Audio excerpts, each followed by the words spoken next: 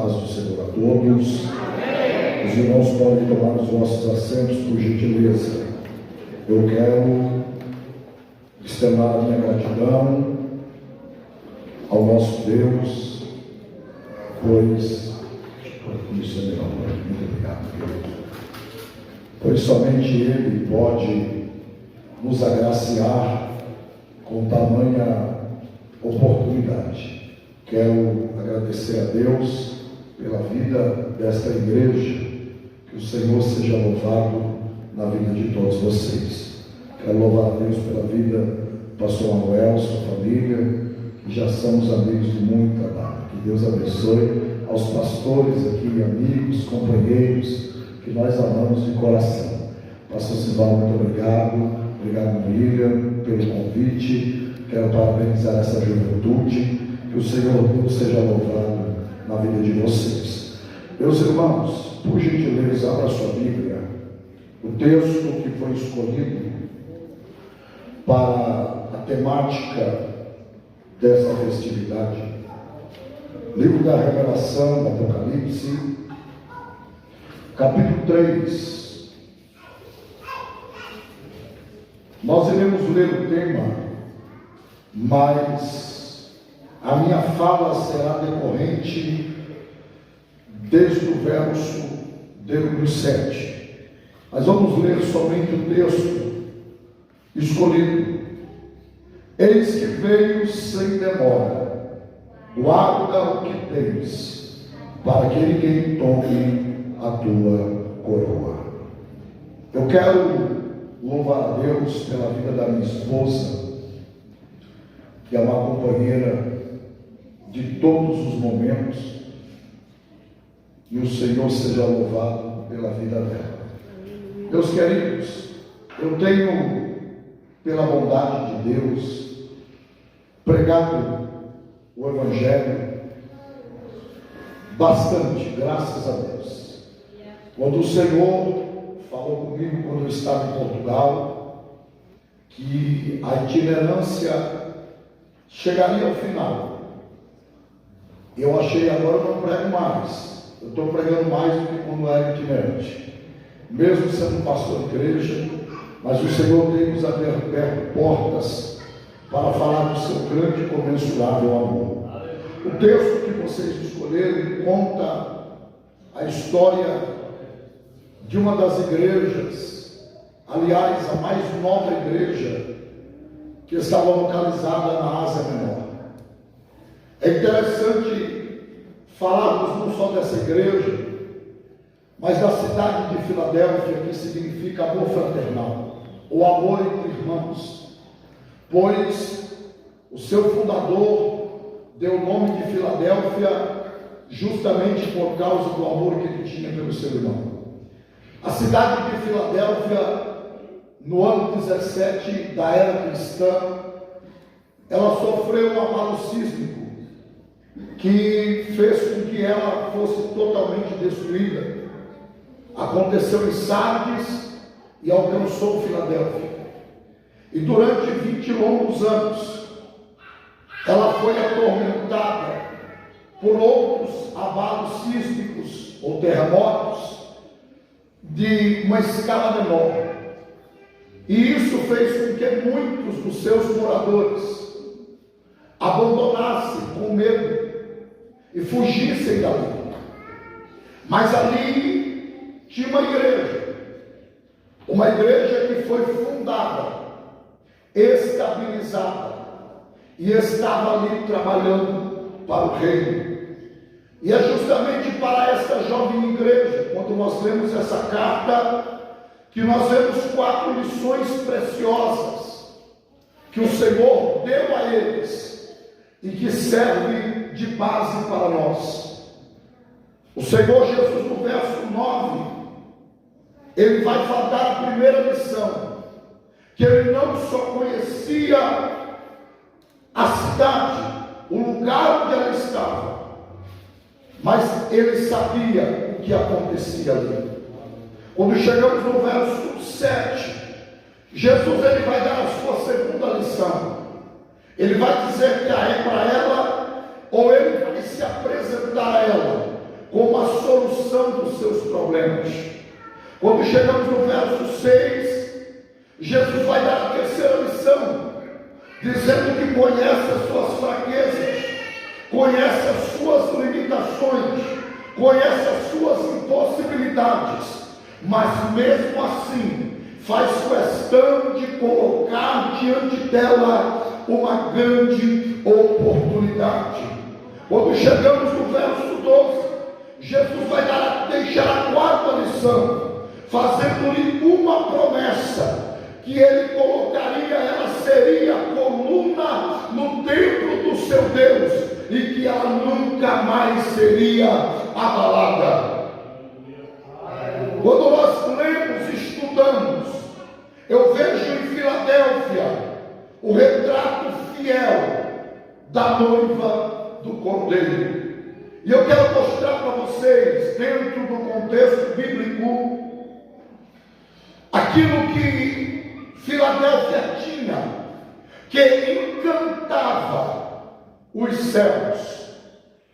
Aquilo que Filadélfia tinha, que mexeu no coração de Deus, a ponto de ser uma única igreja, ao lado de Esmirna, que não sofre nenhuma represália da parte do Senhor. Quando chegamos no verso 8, logo agora Jesus apresentar-se para ela, mostrar para ele a sua identidade, mostrar quem ele era e o que ele podia fazer. No verso de número 8, ele vai dizer: eu sei as tuas obras.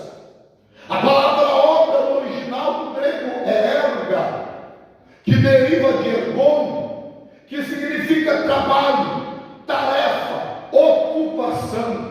Ou seja, o que Jesus está dizendo para ela: eu sei que mesmo você sendo uma igreja muito limitada, não tendo apoio político, não tendo apoio moral, eu sei que você sendo uma igreja considerada fraca, mesmo assim, você é uma igreja que não se cansa de trabalhar para o meu reino. Você não se cansa de se envolver, de trabalhar. Você se ocupa todo o teu período em trabalhar para o meu reino. E é interessante que o trabalho que a igreja de Filadélfia executava era um trabalho que tinha muita qualidade. Eles tinham tudo para justificar ou se auto-justificar, dizendo: nós não podemos. Nós temos os judaizantes, os mestres judaizantes. Nós temos totalmente, eles são ligados à política do governo. Nós não temos nenhuma brecha. Nós somos uma igreja pequena. Nós somos uma igreja considerada fraca. Eles tinham tudo para justificar, para se esconder atrás da sua fraqueza, mas eles não deixaram de encarar os desafios que a vida e a situação lhe propôs. A Bíblia vai dizer em Eclesiastes 11, e no versículo 4, que quem observa o vento nunca semeará, e o que olha para as nuvens nunca cegará. Nunca haverá oportunidade para aqueles que se opõem, para aqueles que desistem, para aqueles que param no meio da jornada. Eu quero que você entenda essa noite que essa igreja, o Senhor disse para ela: eu sei o teu trabalho, eu sei como vocês são incansáveis, mesmo sendo poucos,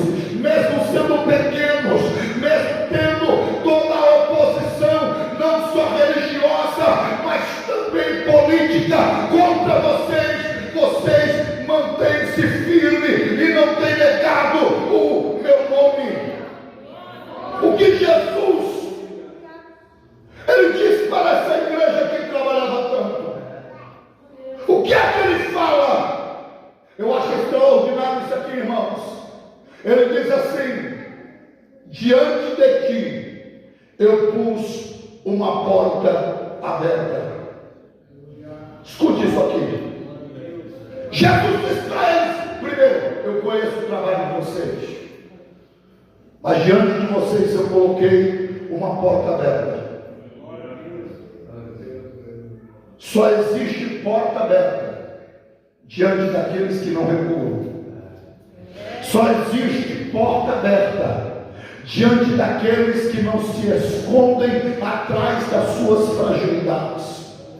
Escute isso aqui. Quando ele diz: eu coloquei diante de ti uma porta aberta, no grego porta aberta, irmão, é tura aneogmenem, ou seja, que significa, escute isso aqui, quando Jesus diz para eles: eu coloquei diante de vocês uma porta aberta, sabe o que ele estava dizendo?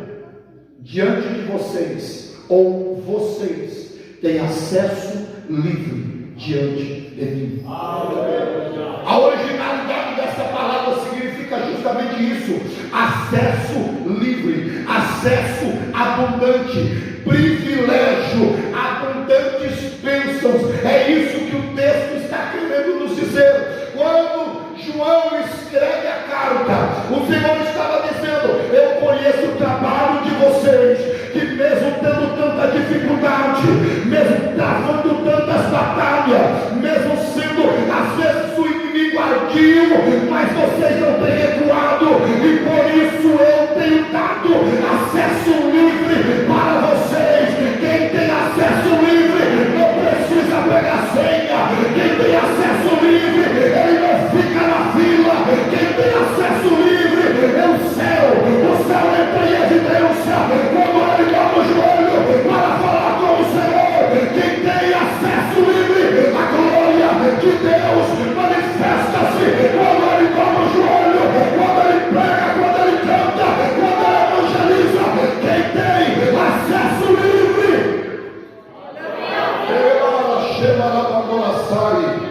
escute isso aqui, irmão.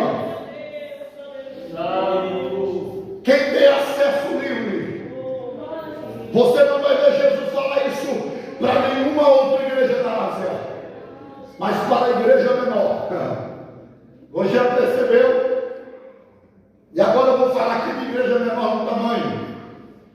Você já percebeu que todo mundo quer estar em igrejas grandes, pregar, ser pastor, cantar, ser líder. E muita gente não valoriza a igreja pequena. Só que foi para uma igreja pequena, para ela, somente ela, que Jesus disse: vocês têm acesso livre. Para vocês o céu não fica de bronze. Aleluia. O irmão crente que tem acesso livre ao céu, ele é um perigo para o inferno. Eu estava pregando na cidade de Coimbra, em Portugal. Escute isso aqui. Ali eu conheci o pastor Jamil e a sua digníssima esposa. O pastor Jamil é aquele homem muito tranquilo, mas a mulher dele é aquela mulher dinâmica, mulher de oração, mulher de consagração, mulher de evangelismo. E aquela irmã um dia estava orando de madrugada. Quando ela estava orando de madrugada, Deus me deu uma visão. Virando bem na esquina da igreja, ela viu um homem e uma mulher cavando um buraco e fazendo uma macumba e colocando a macumba ali, que a igreja fechasse. Ela acordou o marido dela e disse: Jamil, acorda, porque alguém fez uma macumba e está enterrada no pé do muro. Ele disse: mulher, tu está doida, vai dormir. Ela disse: acorda, homem, eu estou lhe dizendo, Deus acabou de me mostrar, porque quem tem acesso ao livre, ao céu, tem revelação, tem visões. Deus fala com ele de uma forma especial. No outro dia cedo, ela de tanto insistir, ela disse para ele: pega o enxadão. Ele pegou o enxadão. Ela disse: pode cavar aqui, porque foi aqui que fizeram a macumba. Quando ele cavou, a macumba estava lá. Ela disse para ele: eu não te falei? Deus me mostrou. Passado 15 dias, irmão, outra vez ela estava orando de madrugada e ela viu a mesma mulher fazendo macumba no mesmo lugar. Ela disse para ele: está feita a macumba de fizeram contra você para te destruir a tua saúde, mas eu vou permitir o inimigo tocar na tua saúde, mas ele não vai te levar, porque eu sou o Senhor. No outro dia, quando casaram, a macumba estava lá. Passado alguns meses, aquela irmã começou a emagrecer e a definhar. Quando foi fazer o exame, câncer em estado avançado. Ela disse para ele: não se preocupe, a macumba não pegou em mim, eu sou salva, e crente salvo tem o Espírito, e macumba não pega. Isso aqui é permissão de Deus, porque Deus vai fazer um rebuliço nessa cidade.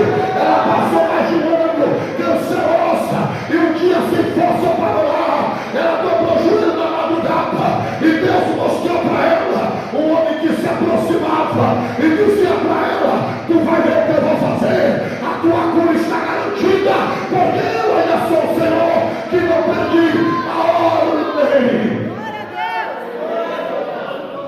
Ela acordou ele, e ela disse: você quer, a mulher está passando mal? Ela disse: não, o anjo do Senhor acabou de trazer a cura. Ela começou, irmão, a engordar. Os médicos haviam desenganado ela, mas ela começou a engordar. Quando fez os exames não tinha nada. A macumbeira foi até a igreja para dizer: o que é que a senhora tem? Eu fiz de tudo para lhe matar. Ela disse: a senhora nunca conseguiu tocar em minha vida com a tua macumba. O que Deus permitiu foi o inimigo me tocar, mas não foi por causa da tua macumba, mas foi por causa da tua vida. Jesus te ama, quer mudar a tua história.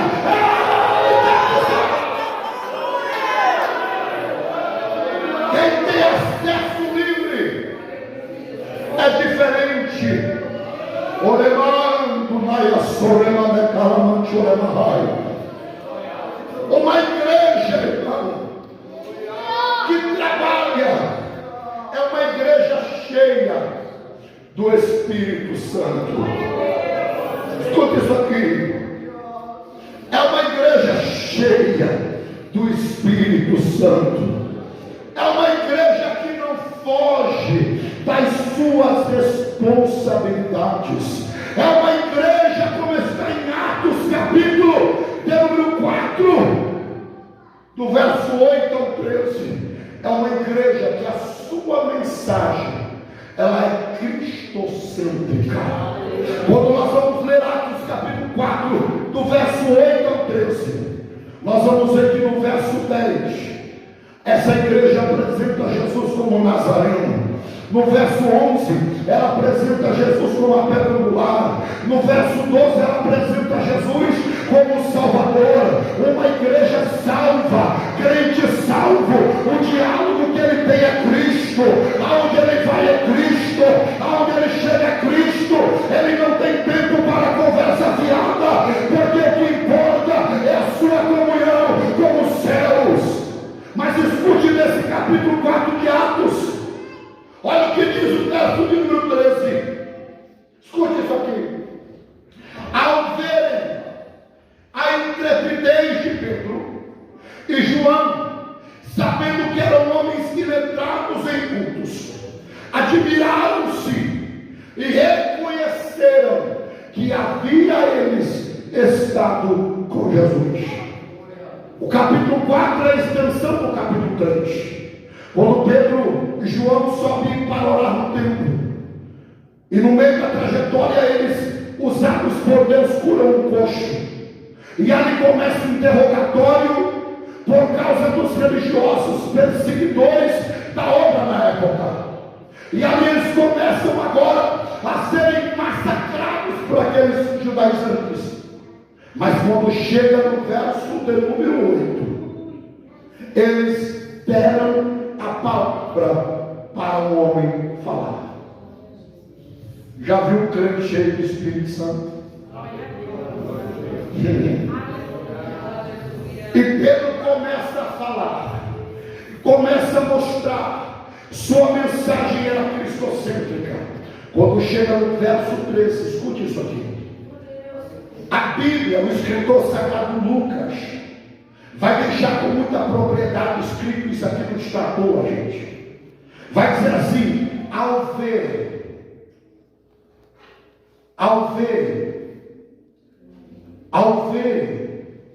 a intrepidez, sabe, de Pedro e João, sabendo que eles eram iletrados e incultos, admiraram-se, e olha a segunda palavra, reconheceram que havia ele estado com Jesus. Deixa eu mostrar para vocês aqui essas duas palavras no grego, a palavra ver ou ver, teorontes. Você sabe o que significa teorontes? Teorontes significa desfrutar da presença de alguém. Quando o pastor Simval me chama para a casa dele para comer um peixe no molho, e eu saio da minha casa e eu passo um tempo com ele, é teorontes. Eu estou desfrutando da presença dele e ele da minha. Agora escute isso aqui. Já viu quando o crente se reúne? A Bíblia vai dizer como é que deve ser a nossa reunião. Quando vocês se reunirem, uns têm fofoca, tem murmuração, reclamação.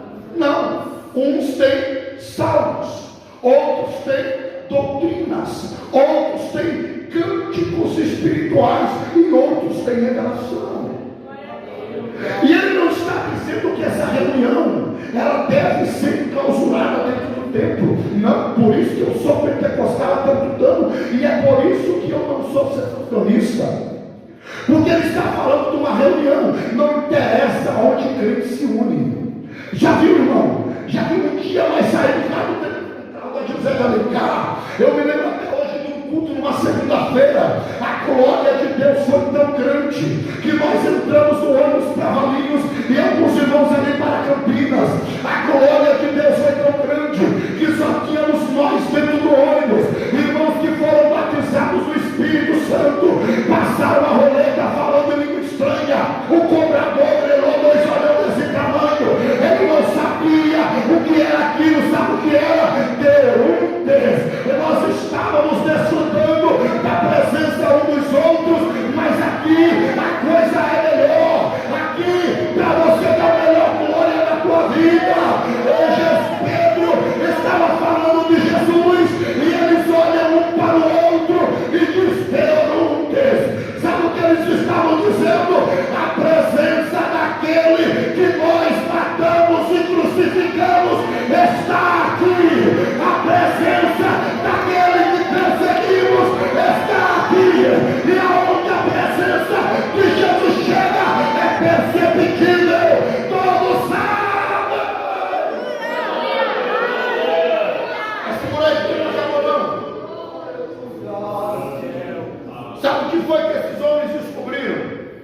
Eles reconheceram, desfrutaram da presença de Jesus. Pastor, mas eles não eram crentes. Foi eles que mataram Jesus? Sim. Mas você já leu na Bíblia que a glória do Senhor encheu toda a terra? Aleluia. Já viu um culto como esse? Tem alguém aqui que parou na fé?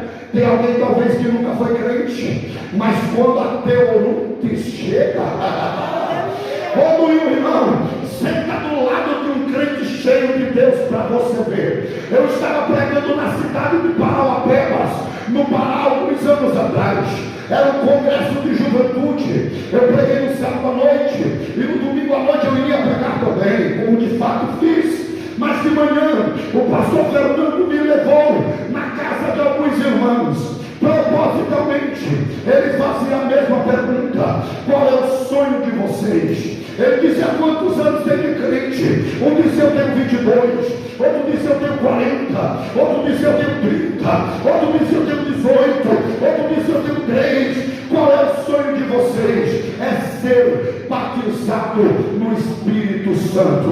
E eu fui para o hotel aquela tarde, perturbado, Pará é muito quente, o hotel não tem janela, ar-condicionado. Eu tentei deitar para tentar dormir um pouco, não tive paz, eu tive que dobrar o meu joelho. E quando eu dobrei o meu joelho, entrou um vento dentro daquele quarto, o quarto todo fechado, e uma voz entrou atrás daquele vento e disse para mim: hoje eu vou batizar muitos no meu espírito. Quando eu cheguei à noite no culto, era um congresso de juventude, e tinha um jovem daqueles que ele era diferente de todos, mudo e surdo de nascença. Ele cantava pela linguagem dos mudos e surdos, a linguagem dos sinais.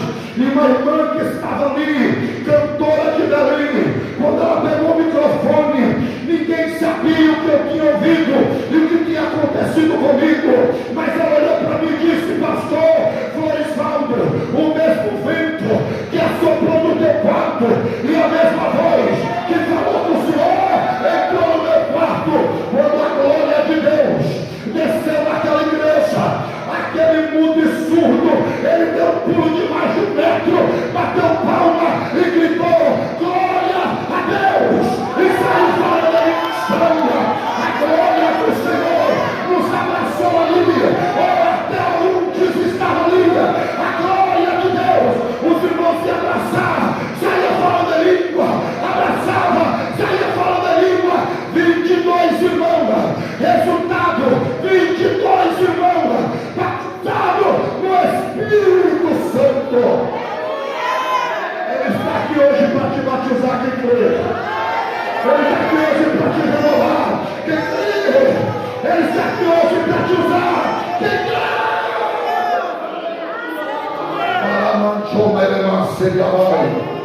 Escuta isso aqui. Primeiro ele se reconhece teólogos, mas quando chega no final do verso, a coisa fica mais extraordinária. Irmão, já viu quando a mãe fala para você: não faz, e você vai e faz? Aí a mãe olha para você e diz assim: não falei? Fala a verdade. A gente escuta aqui, desce rascando a tela, não desce nada. A gente tem que engolir e ficar quieto para socorro, porque ela falou, mas nós não quisemos ouvir. Jesus pregou durante todo o seu ministério que ele era o Filho de Deus. Os sacerdotes, pastor Tony, crucificaram e mataram ele e levaram ele a julgamento. Roubaram o corpo, disseram que foi roubado o seu corpo, e essa mentira se estende até hoje em Israel. Mas quando eu leio o verso 13 do capítulo 4 de Atos, glória a Deus, eu estremeço dentro de mim. Glória. Eu tremo dentro de mim. Sabe por quê? Porque além de Jesus permitir eles desfrutarem da sua presença, a Bíblia vai dizer: e reconheceram. Outras traduções tinham um conhecimento de que eles quem? Os apóstolos haviam estado com Jesus. Você sabe o que significa a palavra reconhecer? Epiginosco, de epiginoso. Sabe o que isso significa? É reconhecer a pessoa. Você não entendeu? Eu vou te dar a iluminação completa dessa palavra. Como você reconhece alguém que não está em um lugar? Não tem como você reconhecer alguém que não está presente. Aleluia! Primeiro, eles desfrutam da presença, e depois eles reconhecem que Jesus, aqueles homens haviam realmente estado com Jesus. Sabe por que eles reconheceram? Porque tudo indica que foram esses mesmos homens que levaram ele a ser crucificado. Eles não quiseram reconhecer por causa da sua soberba, mas no dia que Pedro, um homem iletrado, um homem que não era totalmente culturalizado, que não tinha uma cultura veemente dentro do judaísmo, quando eles escutam Pedro, um pescador que viveu a vida inteira cheirando peixe, quando eles escutam este homem falar, Eles olham um para o outro e dizem: não tem como, nós sabemos quem é Ele, nós condenamos Ele, nós julgamos Ele, nós ouvimos muitas vezes Ele falar, e quando Ele falava, algo repulsava dentro de nós. Esses homens estiveram com Ele, porque eu reconheço a presença dEle. Quando esses homens falam, a igreja que é noiva do Cordeiro, que trabalha para o reino, onde ela entra, onde ela chega, onde ela vai, a presença vai, a presença vai, a presença.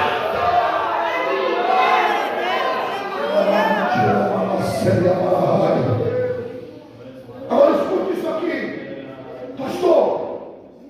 Como pode o ser humano miserável, perdido, destruído, ter um encontro com Jesus, a vida dele é transformada, e agora onde ele chega, a presença de Cristo chega com ele? Aleluia! Um grupo de mulheres faziam sempre um dia da semana. Elas faziam estudo da Bíblia. Juntavam algumas mulheres e começaram a estudar. E um dia elas se depararam com Malaquias 3, verso 2 e 3, que diz assim: mas quem poderá suportar o dia da sua vinda? E quem poderá subsistir quando ele aparecer? Porque ele é como fogo do ourives e como sabão do lavandeiro, e se sentará para refinar e purificar a prata, porque os filhos de Levi serão purificados como ouro, como a prata, e trarão ao Senhor oferta de justiça. Uma profecia direto para Israel. Mas essas mulheres leram isso e não entenderam, e uma delas decidiu tirar esse peso da consciência, que não entendia o que significava. E no outro dia ela vai procurar um ourives. Ela encontra na cidade vizinha um ourives. E ela não podia falar que era crente, ela não quis falar que era crente. Mas ela chegou lá e disse para ele: eu queria ver o processo que o senhor trabalha. O senhor trabalha com prata. Eu disse: prata e ouro. Eu estou fazendo uma pesquisa, e eu gostaria de saber se eu posso acompanhar o senhor no processo da purificação da prata. Ele disse: claro que pode. Ela queria entender o versículo. Aí ela vai falar para ele como é que a prata tem que ser purificada. E o ourives diz para ela: olha, a prata ela tem que ficar no meio do fogo, e no meio do fogo tem que ser onde o fogo, a chama do fogo esteja mais forte. A prata ela não basta ficar no fogo, ela tem que ficar no lugar mais aquecido do fogo. E ela disse: para quê? Para que as impurezas dela caiam. Quando a prata fica no fogo, as impurezas vão soltando da prata, e ela vai sendo limpa. Ela disse assim: eu fiquei sabendo, olha o texto, eu fiquei sabendo, não sei se é verdade que para vocês purificarem a prata, vocês colocam uma cadeira, um banco, não sei, na frente, para vocês ficarem observando. Ele disse: é verdade. Como que a senhora sabe? Não, eu sou especuladora, né? Aí a Bíblia vai dizer assim: se sentará para refinar a prata, onde? Na frente da prata. E ela disse: mas como que é? Ele falou assim: não, a gente senta na frente da prata. E ela falou: mas por quê? Para que o processo dela não passe. Como que funciona? Ele disse: quando nós colocamos a prata para purificar, nós não tiramos o olho dela. Quando nós purificamos, colocamos a prata para ser purificada, nós não podemos desviar o nosso olhar dela. E ela disse: por quê? Porque senão passa o ponto e a gente perde a prata. O homem já estava se levantando e ela estava saindo. Ela lembrou: peraí, eu tenho mais uma última pergunta. Quando é que vocês sabe que a prata está purificada. O homem parou, olhou para ela, deu um sorriso e disse: é a coisa mais fácil do mundo. Ela disse: então me conte, como é que o senhor sabe que a prata está boa? E ele disse: quando eu enxergo a minha imagem nela. Meu Deus! Aleluia! Você entendeu? Você entendeu o que é andar com Jesus? É a sua imagem desaparecer. E alguém olhar para ele e vai dizer: eu vejo Cristo nela. Ah, eu vejo Cristo naquele jovem. Ah, eu vejo Cristo naquele hebreu. Não, você não está entendendo. Ele reflete quando ele fala. A fala dele entra na minha alma, penetra no meu coração. Eu vejo Cristo na irmã, eu vejo Cristo na juventude, eu vejo Cristo. O processo é doloroso, mas se você suportar, as pessoas vão começar a desfrutar da presença de Cristo e elas vão ter que reconhecer que Ele fala com você, que Ele caminha ao teu lado.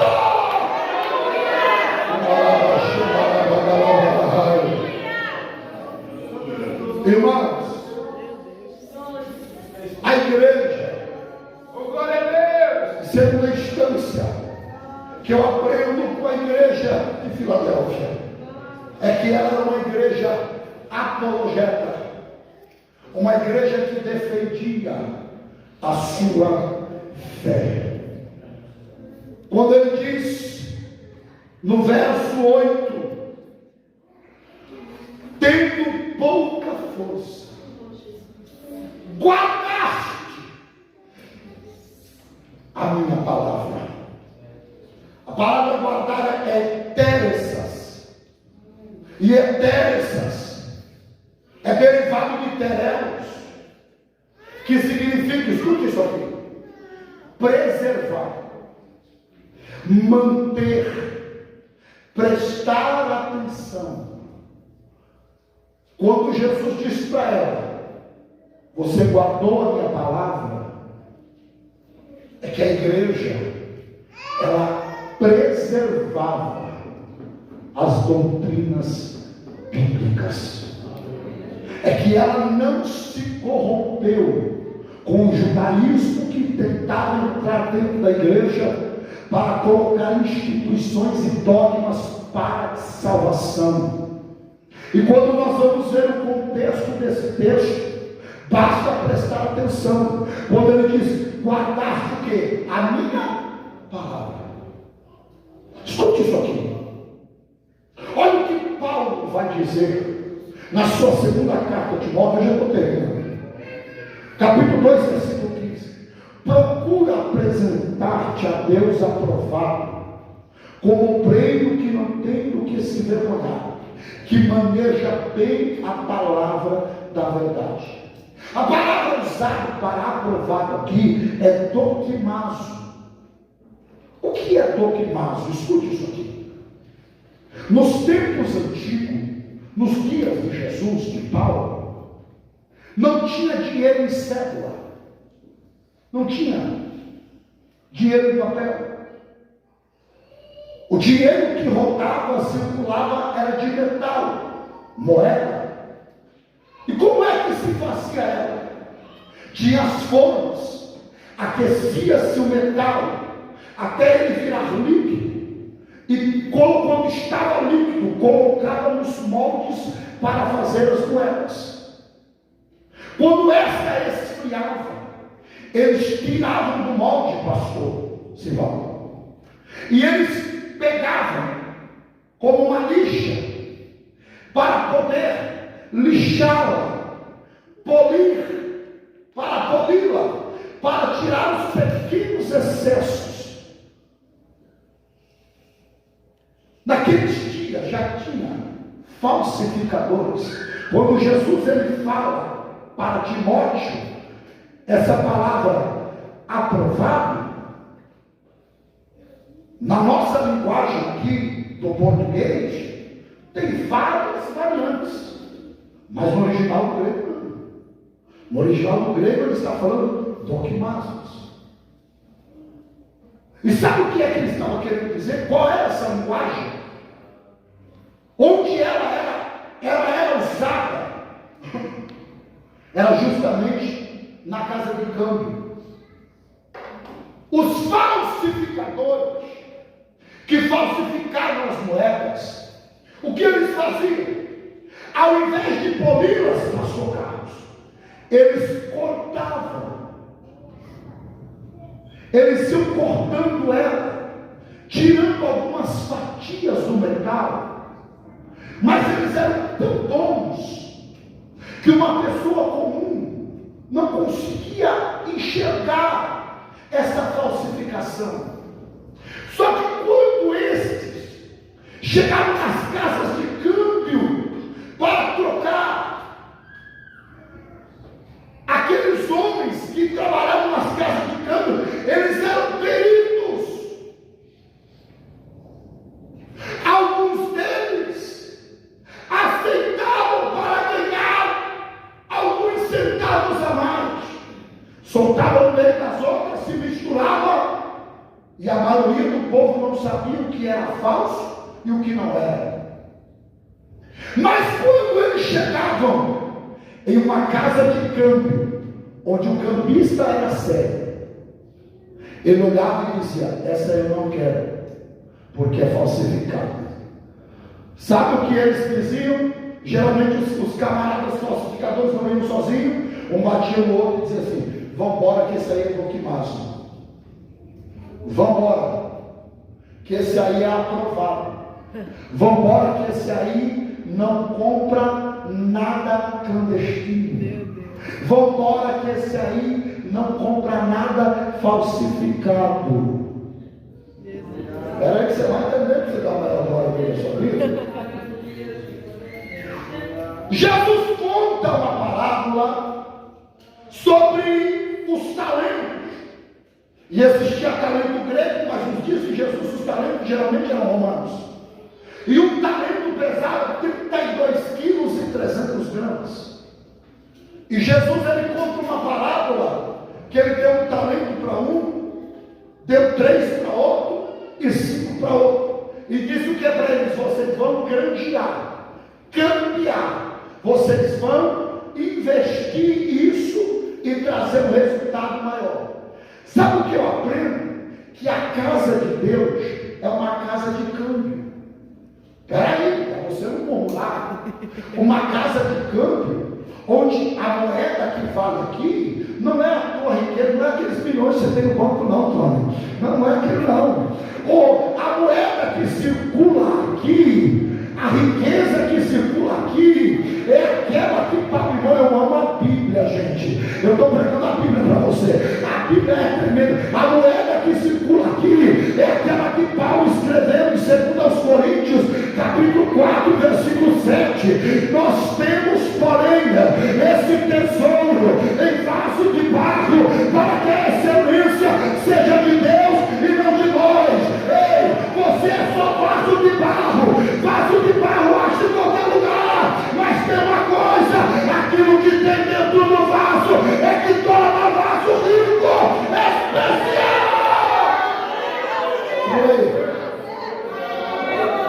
Nós só temos valor por causa da riqueza que foi colocada em nós. E sabe o que a Bíblia está querendo nos ensinar? Que nós temos que usar o talento que recebemos. Tem gente que recebeu o talento para cantar.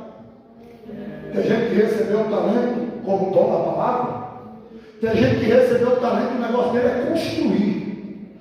Tem gente que recebeu o talento só para ficar lá na porta. Tem gente que o talento que Deus deu para ele, irmão, é ganhar alma. Ele não é obreiro, ele não tem cargo, ele não quer cargo. O negócio dele é sair com a mão cheia de panfleto e ir evangelizar. Só que segura aí. Escute isso aqui.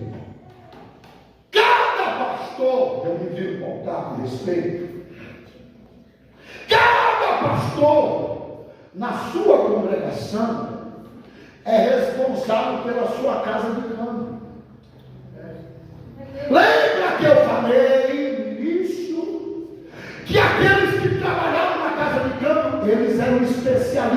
Ele sabia quando a moeda era falsa ou verdadeira. Quando eles aceitavam a falsa, não é porque eles eram inocentes, nem porque eles estavam enganados, é porque eles eram pilantra mesmo. Já viu hoje, irmão, que tem pastor que é estudado, homem que aprendeu, que conhece, mas ele aceita o pilantra em cima do altar. Ele sabe que o camarada é mentiroso, adulto, fornicário, prostituto, mas só porque é amigo dele, põe para pregar, põe para cantar, põe para orar. Mas bem-aventurado é a congregação que tem um pastor de março, diz: aqui não, demônio, aqui não. Você pode ter mais bonita para cantar, você pode pregar bonito, pode ter uma oratória boa, mas aqui a igreja não vai comer comida falsificada. Nós queremos a palavra, nós queremos a palavra. Sabe o que Pedro escreve em sua segunda carta, em sua primeira carta 2:2? Sabe como deve ser o meu e o seu desejo? Meu Deus, eu vou falar. Aleluia. Olha o que a Bíblia vai dizer: desejar afetuosamente como um menino, não é para ser menino, como um menino, novamente nascido, o leite racional não falsificado. Para quê, pastor? Se eu tivesse para me interromper, eu ia dizer: para que, irmão Pedro? Aí ele diz assim: para que por ele vales crescendo.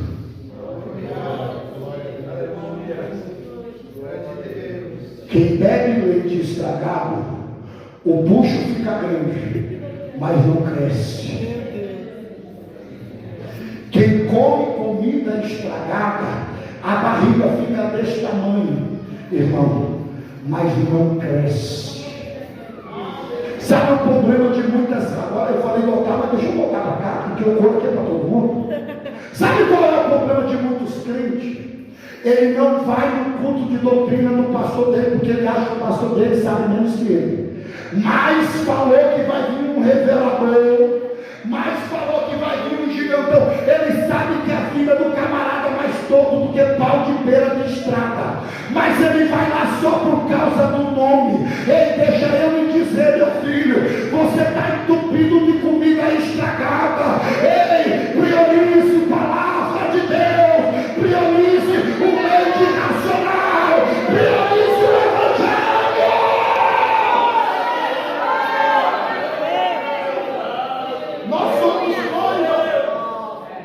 Nós somos noivas e não amantes. É pesado, mas eu vou falar. A noiva, ela se guarda para o seu futuro esposo. A amante, quem paga mais leva. A noiva, ela tem a porta aberta do céu para ela. A amante só vive na sombrinha dos outros. Não tem sombra, não tem graça para poder ficar debaixo da sua própria sombra.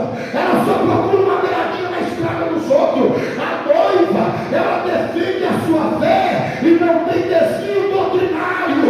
A noiva defende, mas, irmão, a amante é levada por qualquer vento de doutrina estranha. A noiva conhece a voz do seu noivo. A amante não sabe discernir. A noiva desfruta das bênçãos do noivo, mas ela tem compromisso com ele. A amante só quer saber das bênçãos, mas não tem compromisso com o noivo. A noiva tem humildade, a amante tem soberba, a amante é obediente, incondicional, a amante obedece aquilo que lhe convém. Só que tem uma notícia para dar para toda a igreja: quando a trombeta tocar, só a noiva, só a noiva, só a noiva.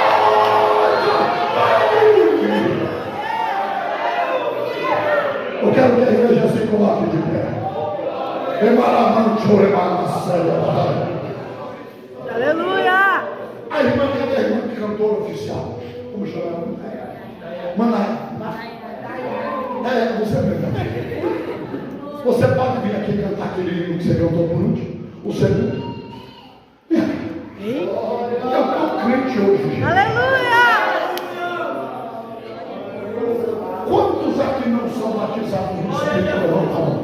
Deixa eu ver. Quem não é batizado, levanta a mão. Bem alto assim. Faz assim, deixa eu ver. Jesus, tem bastante trabalho. Isso, obrigado, meu filho. Eu quero saber quem acredita. Aleluia. Você sabia que tem 3 momentos no culto? Deus te dá 3 oportunidades para você ser batizado no Espírito. Sabia disso ou não? Pois é, Bíblia, tá? Maravilha. Primeiro é quando você chega aqui, ó. Embora hoje tem muita gente que chega ali a orar mais, né? Oração é uma coisa de gente cafona.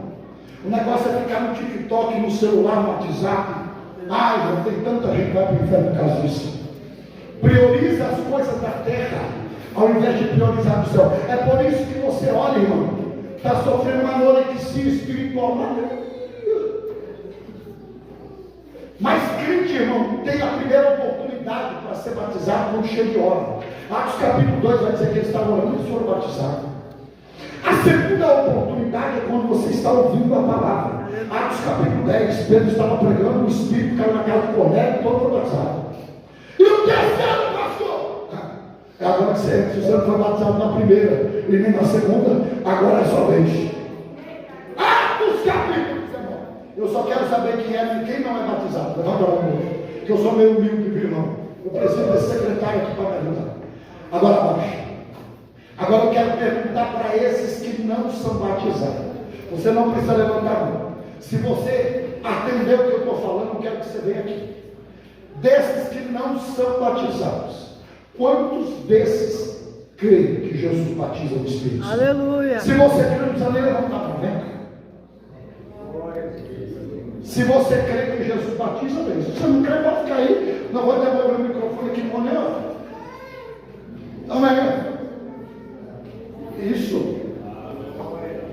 Amém.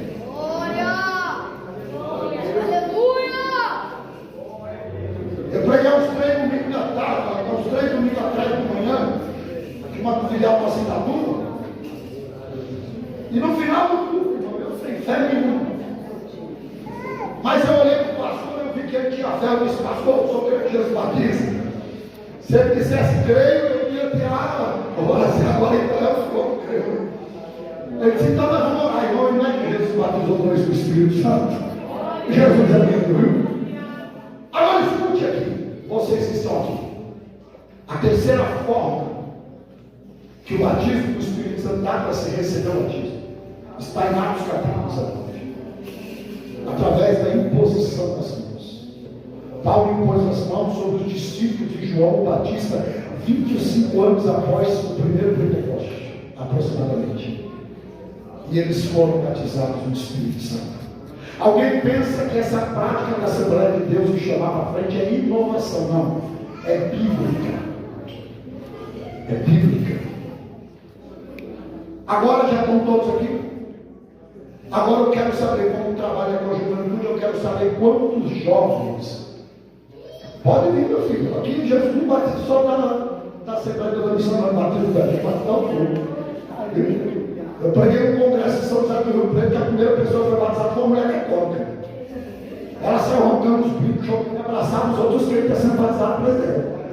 Era meia-noite e meia, ninguém conseguiu vender pipoca, irmão. Ninguém vendeu salgado. O pastor pega um, bota para dentro da igreja, bota um para dentro do carro. E a glória de Deus lá no meio da rua. É assim que Deus faz. Aleluia. Escuta isso aqui. Quantos aqui são batizados? São jovens. Você já é batizado? O que você está fazendo aqui? Já veio, quem mais é batizado?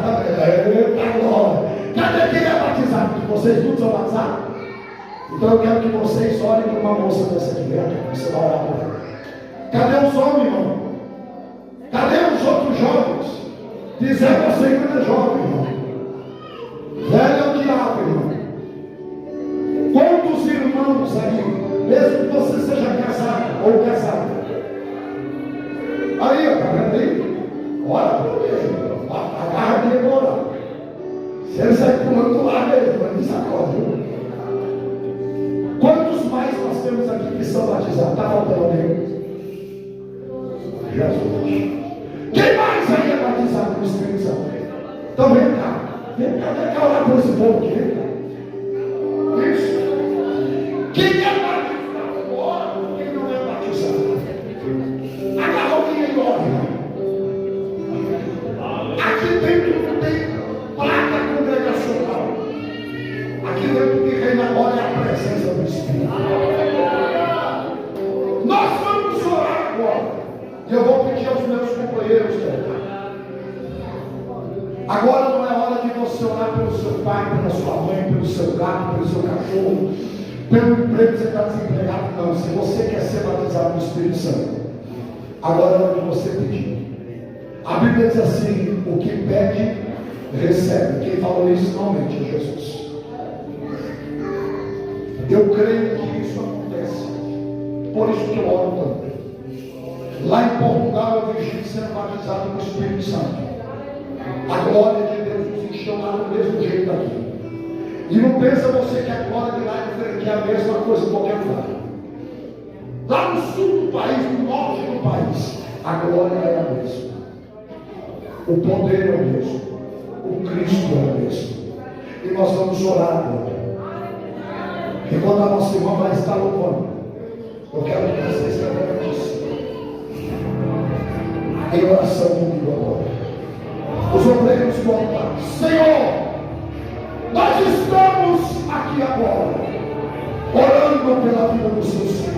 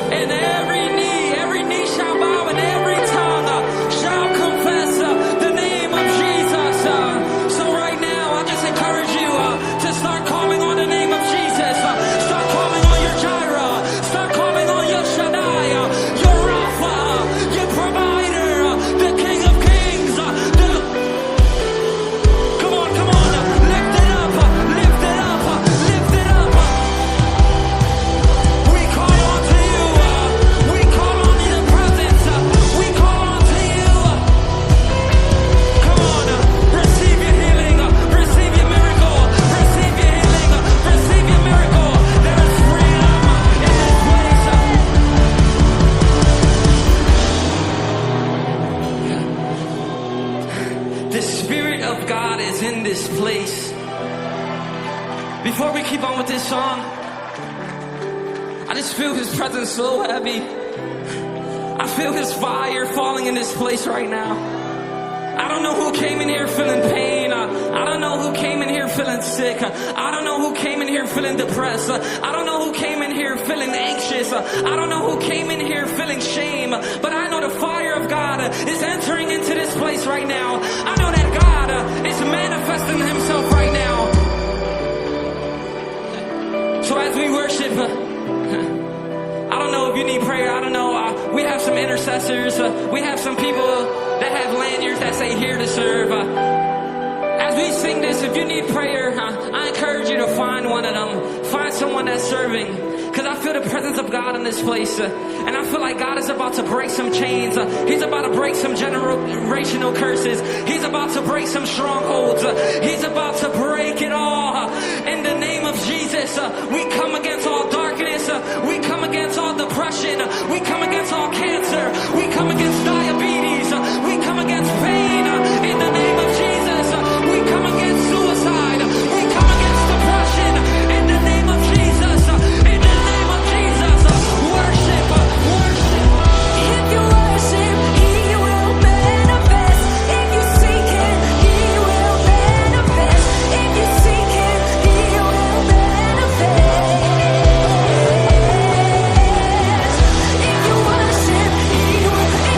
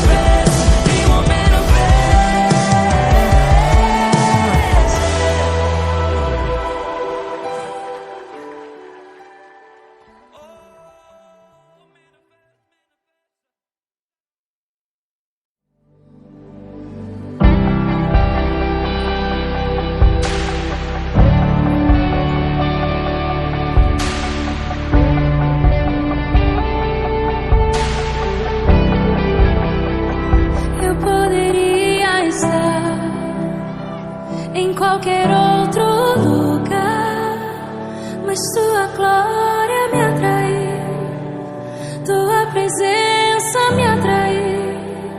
Tentei me esconder por medo de não viver, mas tua glória me atraiu, tua presença me atraiu. É que a sarça pegou fogo e não se consumiu, e a voz que saiu dela um dia me atraiu, e o meu coração queimou até que descobriu que um dia com tua glória vale mais que mil. É que a sarça pegou fogo e não se consumiu, e a voz que saiu dela um dia me atraiu, e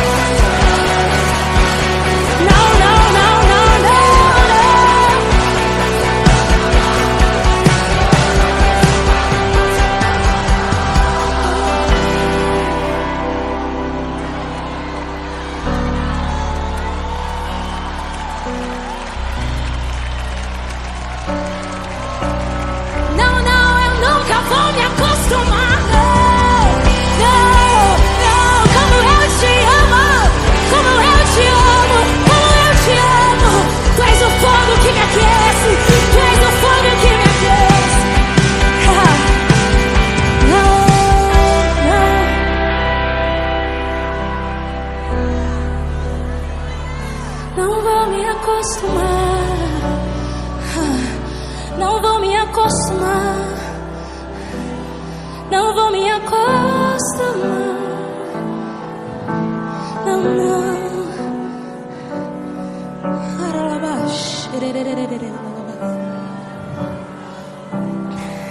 Ele está aqui, Ele está aqui. Ergue as suas mãos, ergue as suas mãos.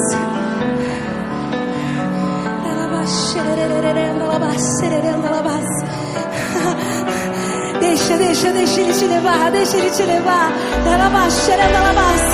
Você que um dia queimou, você sabe esse lugar, você conhece esse lugar. Ele está te chamando, você